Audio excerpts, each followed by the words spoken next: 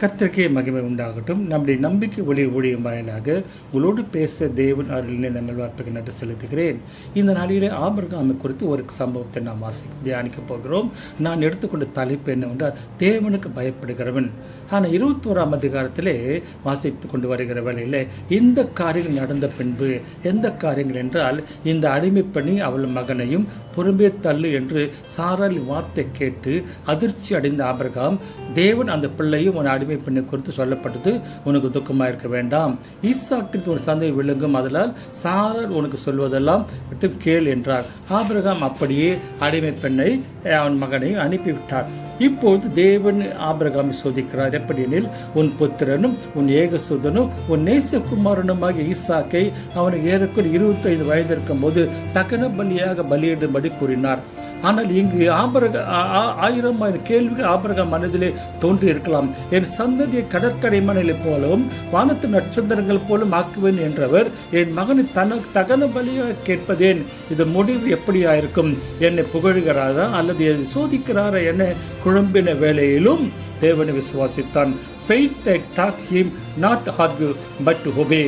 விசுவாசம் இங்கே சொல்வது யாதெனில், வாக்குவாதம் செய்வதல்ல, அதற்கு மாறாக கீழ்ப்படிவதே என்று நாம் புரிந்து கொள்கிறோம் பிரியமானங்களே. அதே வேளையில் ஏசாயா 49:8 அதிகாரத்தில் என் சிநேகிதன் நான் ஆபிரகாம் என்று அழைக்குமளவு சிநேகிதர்களாக இருந்தனர் தேவனும் ஆபிரகாமும்.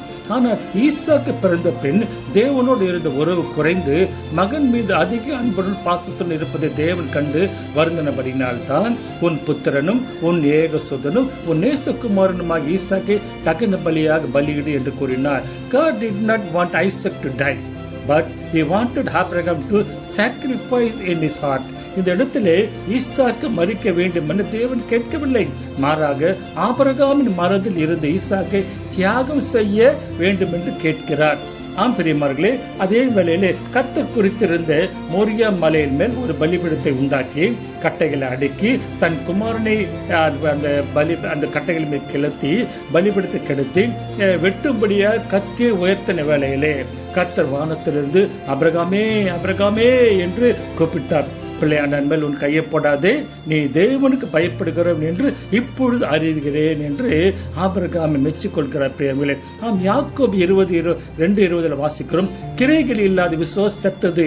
இங்கே கிரியைகளினாலே விசுவாசம் மெச்சப்பட்டபடியால் ஆபிரகாம் விசுவாசிகளின் தகப்பனானார். ஆம் தேவ பிள்ளைகளே, நாம கூட ஆபிரகாமை போல தேவனை விசுவாசித்து அவரோடு உறவிலும் இருக்கும்போது கர்த்தர் நம்மை சோதித்தாலும் பிசாசு நம்மை வஞ்சித்தாலும் நம் விசுவாசம் கர்த்தரை விட்டு விலகாமல் அவரை சார்ந்தே வாழ்வோம். நம்மையும் ஆபிரகாமின் தேவன் காத்து வழிநடத்தி ஆபிரகாமுக்கு உண்டான அத்தனை ஆசீர்வாதங்களையும் நமக்கு மருளி செய்து நம்ம ஆசீர்வதித்து காத்து கடவராக.